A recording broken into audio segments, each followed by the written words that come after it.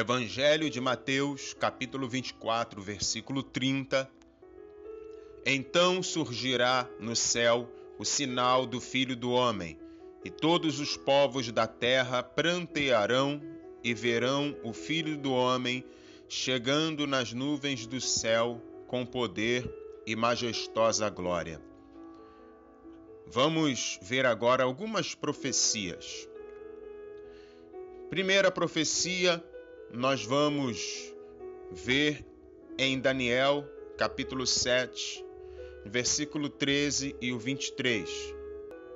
Eu estava olhando nas minhas visões da noite, e eis que vinha nas nuvens do céu como o Filho do Homem, e dirigiu-se ao ancião de dias, e o fizeram chegar até ele, até que veio o ancião de dias e fez justiça aos santos do Altíssimo, e chegou o tempo em que os santos possuíram o reino.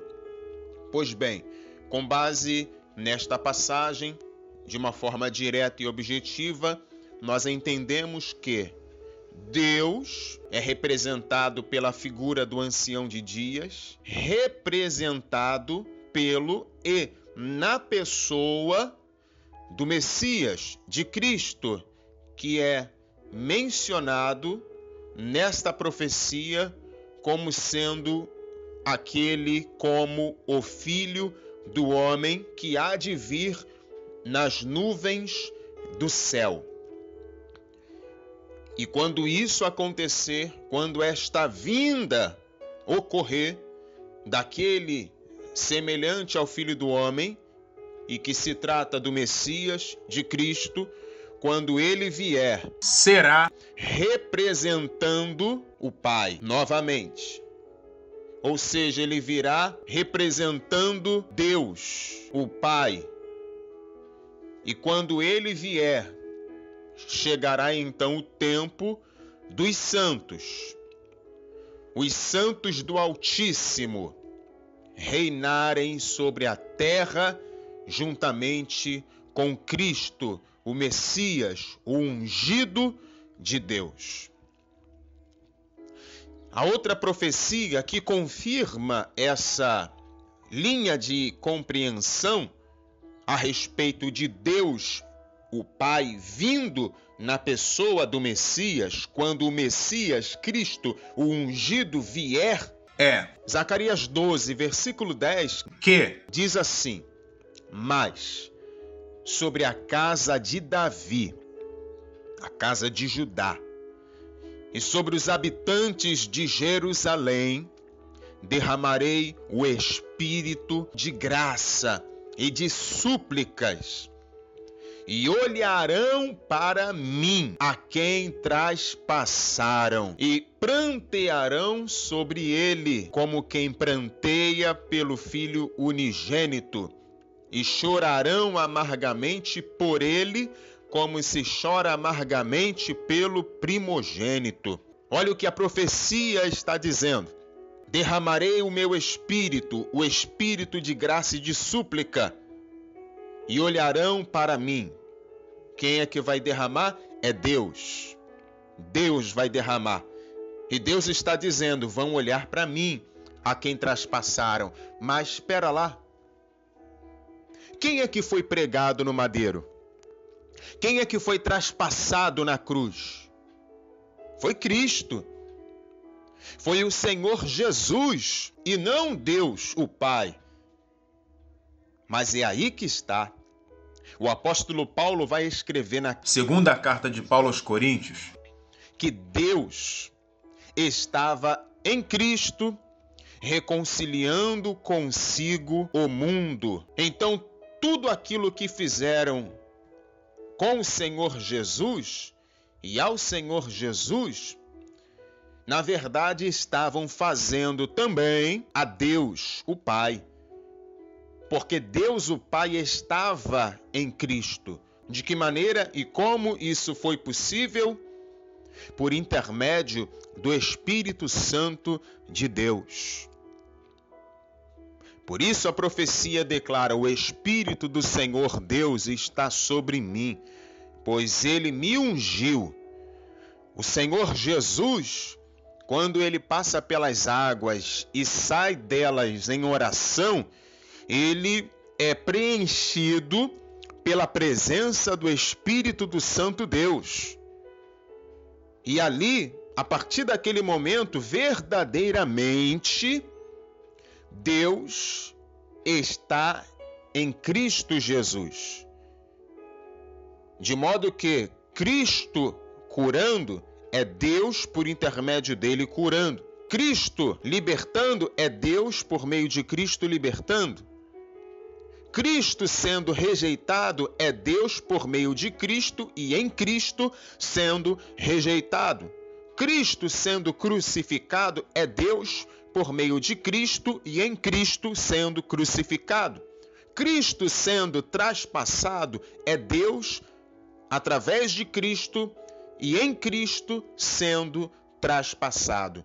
Tudo aquilo que fizeram a Cristo, fizeram aquele que estava habitando em Cristo. Pois bem, mas Cristo virá. E quando Cristo vier, vocês vão olhar para mim ao verem ele. Porque novamente, Deus virá em Cristo, representado por Cristo na pessoa de Cristo. E chorarão por ele, pelo Messias, por Cristo, vão chorar por ele. Chorarão amargamente. Olharão para mim e prantearão sobre ele. Chorarão amargamente por ele. Sendo assim, Deus virá na pessoa de Cristo, representado pelo mesmo, quando este vier nas nuvens do céu. E essa vinda será uma vinda visível. Ele será visto. A casa de Judá, a casa de Davi, os habitantes de Jerusalém o verão vindo nas nuvens do céu. Agora vejamos algumas referências do Novo Testamento. Mateus capítulo 24, versículo 3. Os discípulos que estavam com o Senhor Jesus no Monte das Oliveiras fizeram as seguintes perguntas. Dize-nos quando ocorrerão estas coisas e que sinal haverá da tua vinda? Ou, e qual será o sinal da tua vinda e do final dos tempos? Em outras versões diz, e que sinal haverá da tua vinda e do fim do mundo? Em Marcos capítulo 13, versículo 4, diz assim, dize-nos quando acontecerão estes eventos, e que sinal haverá quando todos eles estiverem prestes a se cumprir. Os discípulos, eles querem saber, principalmente, a respeito da vinda do Senhor, que é algo anunciado nos profetas, que foram usados, inspirados por Deus para falarem e profetizarem a respeito da vinda do Messias, de Cristo. Em Mateus capítulo 24, versículo 39, o Senhor Jesus vai dizer o seguinte, e as pessoas nem notaram até que chegou o dilúvio e levou a todos. Assim ocorrerá na vinda do Filho do Homem. Quer dizer que, quando Cristo vier, muitas pessoas serão pegas de surpresa, serão pegas desprevenidas, despreparadas, porque estas pessoas, elas estarão pensando somente nas coisas desta vida. Elas não estarão nem aí para os acontecimentos, para os sinais, para as profecias e para a vinda de Cristo. Elas não estarão nem aí para os tempos, para nada. Só estarão preocupadas em casar-se, noivar-se, somente com isso. Instituir família, procriar, trabalhar, coisas ligadas a esta vida. Lucas, capítulo 21, versículo 27, o Senhor Jesus diz assim: Então se observará o Filho do Homem vindo numa nuvem, com poder e portentosa glória. Essa passagem nos lembra a passagem de Daniel, um semelhante ao Filho do Homem vindo numa nuvem. Se observará. Isso nos mostra que a vinda de Cristo será visível, poderosa. Verão o Filho do Homem vindo numa nuvem com poder. E não somente será visível e poderosa, como também será gloriosa. Pois ele conclui dizendo, e portentosa glória. Então Cristo não virá de forma oculta, mas de forma visível, poderosa e gloriosa, com poder e portentosa glória. Em Apocalipse capítulo 1, versículo 7, diz assim: Eis que ele vem como as nuvens, e todo olho o verá, até mesmo aqueles que o traspassaram, e todas as tribos da terra se lamentarão por causa dele. Certamente assim será. Amém. Essa passagem, ela nos lembra, ela nos direciona para Zacarias, capítulo 12, versículo 10, que fala a respeito do que mesmo? Da vinda de Deus, o Pai, na pessoa de Cristo. A casa de Judá, o povo de Jerusalém, eles olharão para Deus, o Pai. Quem estará vindo será Cristo, mas ao olharem para Cristo, estarão olhando para Deus, o Pai, porque Deus, o Pai, assim como na primeira vinda, nesta última vinda também virá na pessoa do seu Filho, representado pelo seu Filho. Olhar para Cristo será olhar para Deus, o Pai, que estará vindo na pessoa do seu Filho e representado pelo seu Filho. E então, todos aqueles que olharão e verão o Filho do Homem vindo nas nuvens do céu, ou numa nuvem, vão prantear e chorar amargamente, vendo o Filho do Homem vindo com poder e grande glória. Quem estará vindo literalmente será o Messias, o Cristo, o Filho de Deus. Mas Deus, o Pai, virá na pessoa do seu Filho, representado pela pessoa do seu Filho. Eis que ele vem, e ele vem com as nuvens, todo olho o verá. No Evangelho de Mateus, capítulo 26, versículo 64, também lemos o seguinte: Tu mesmo o declaraste, afirmou-lhe Jesus.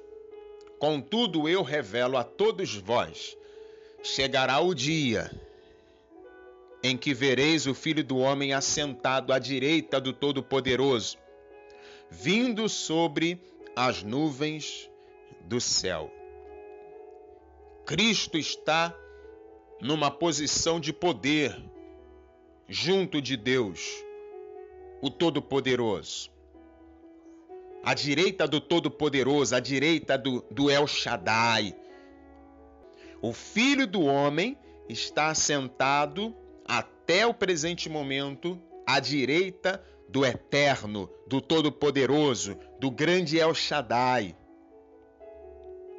O Senhor Jesus está dizendo: chegará o dia em que vereis o Filho do Homem vindo sobre as nuvens do céu. E ele virá com poder, com majestade, no reino de Deus.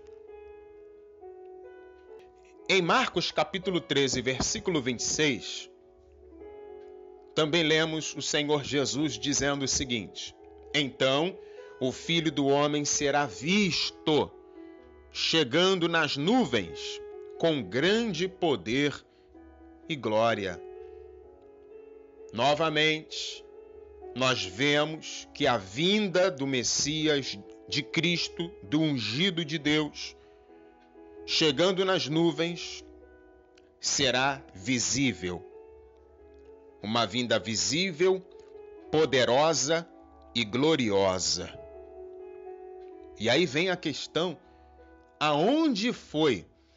Em que momento foi que o Senhor Jesus falou a respeito de um arrebatamento da igreja secreto? Em que momento Jesus ensinou a respeito de um arrebatamento secreto antes da tribulação e da grande tribulação? Aonde foi que Jesus falou isso?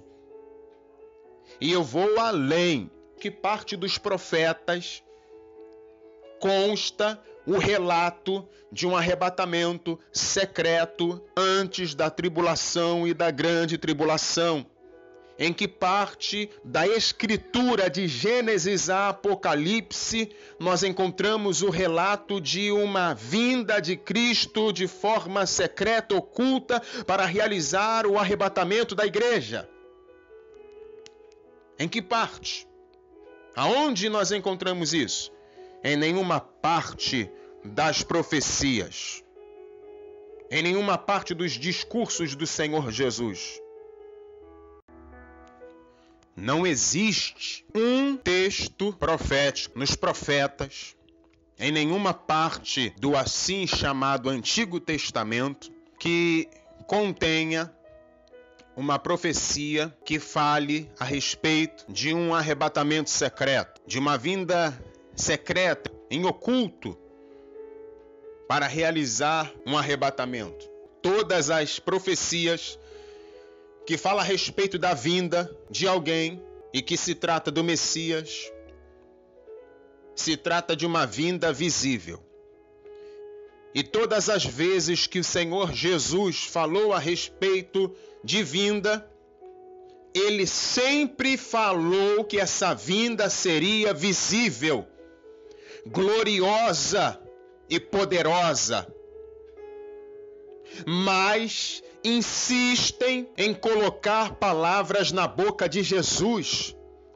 Insistem em distorcer as palavras da boca de Jesus, forçando Jesus a dizer o que ele não disse, distorcendo o sentido da palavra de Jesus. Ah, mas Jesus diz que a vinda dele vai ser como ladrão. A vinda do Senhor Jesus será como ladrão? Sim. Para quem?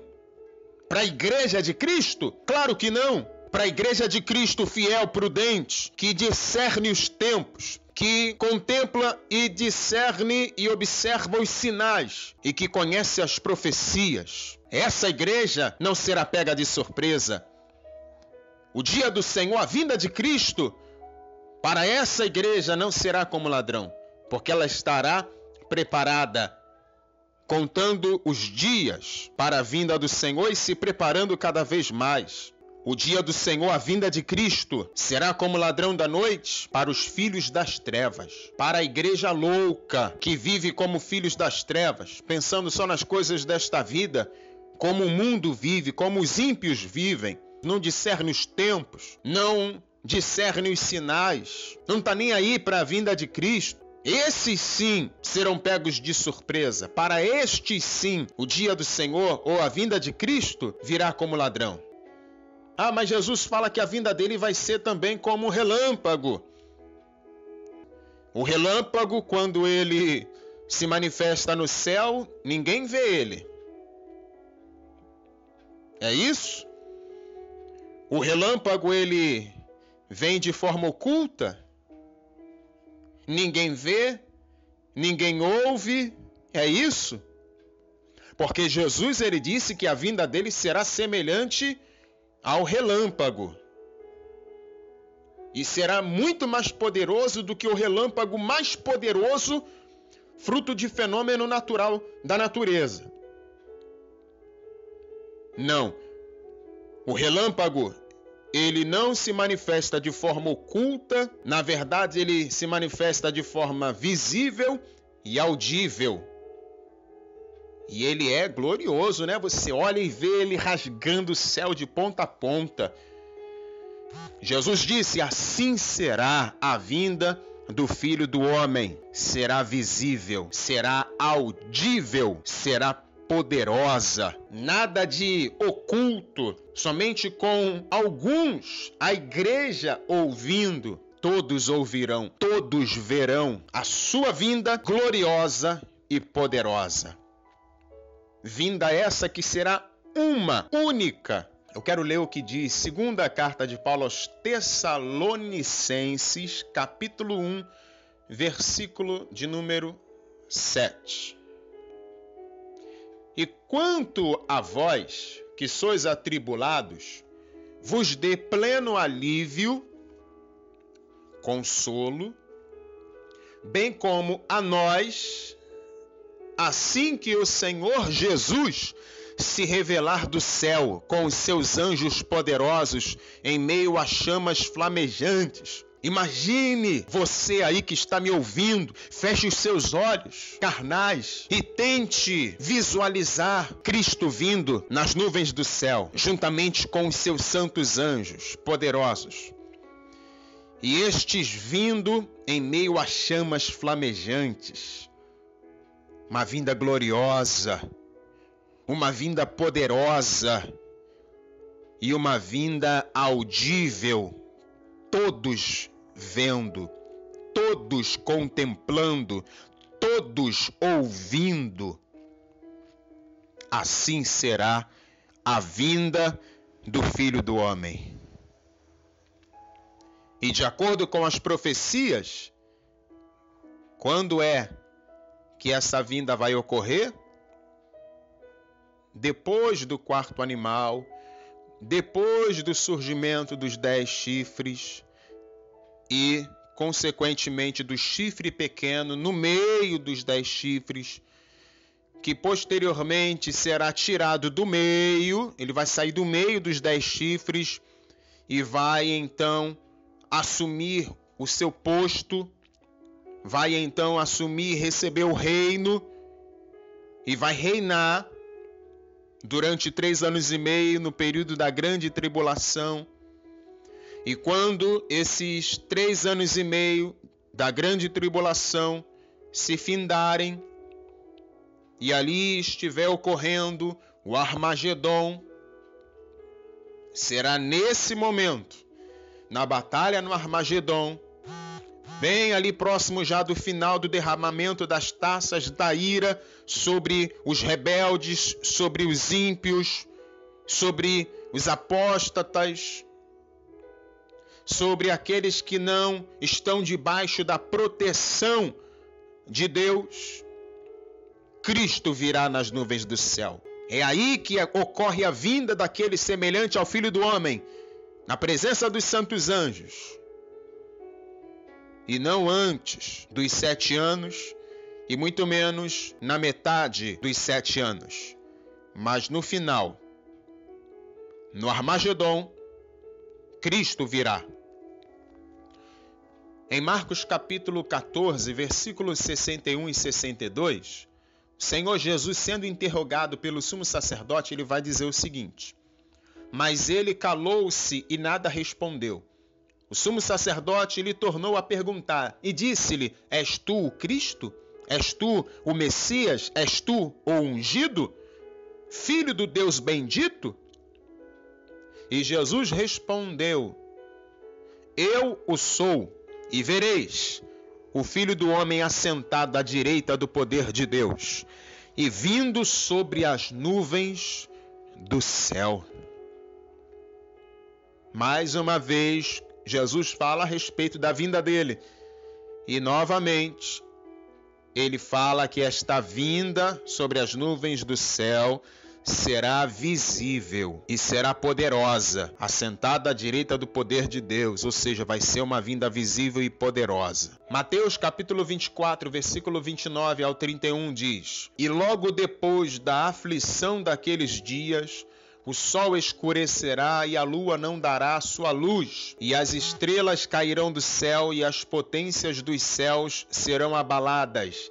Então aparecerá no céu o sinal do Filho do Homem, e todas as tribos da terra se lamentarão, e verão o Filho do Homem vindo sobre as nuvens do céu, com poder e grande glória, e ele enviará os seus santos anjos com rijo clamor de trombeta, os quais ajuntarão os seus escolhidos desde os quatro ventos, de uma a outra extremidade dos céus. Eu pergunto, quando é que Cristo virá? Antes da aflição? No meio da aflição ou depois da aflição? E que aflição é essa? É a tribulação. É a grande tribulação, que vai ser citada alguns versículos anteriores em Mateus capítulo de número 24. O Senhor Jesus, ele já havia falado a respeito dessa tribulação no versículo de número 21. Porque haverá então grande aflição, como nunca houve desde o princípio do mundo até agora, nem tampouco há de haver. Ou seja, é algo único, singular.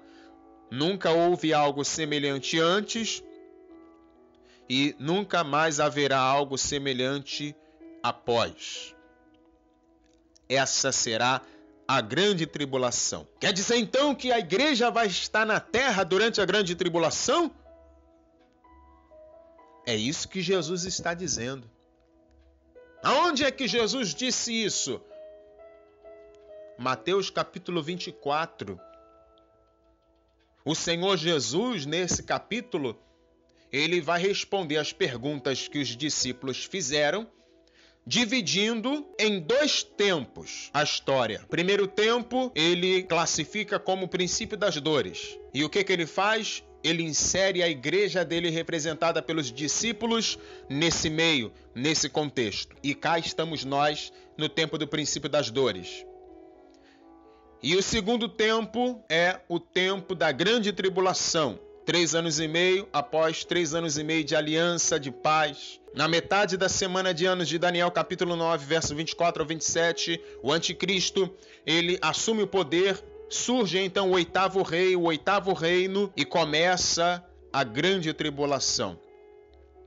O Senhor Jesus, ele fala a respeito desse segundo tempo, desse segundo momento, os sinais que ocorrerão nesse momento, nesse tempo profético. E o que ele faz com a igreja? Ele tira a igreja dele de dentro desse contexto? Não, ele insere a igreja dele, representada pelos discípulos apóstolos, novamente nesse contexto, de modo que em ambos os contextos, seja no princípio das dores, seja na grande tribulação, ele exorta a igreja a vigiar e vigiar cada vez mais, se preparar e se preparar cada vez mais, abrir os olhos e fazer isso cada vez mais, principalmente na grande tribulação. Por quê? Porque será após esses dois tempos proféticos se cumprirem, se completarem, completando-se assim as 70 semanas de anos de Daniel, capítulo de número 9, verso 24 ao 27, e aí Cristo virá nas nuvens do céu.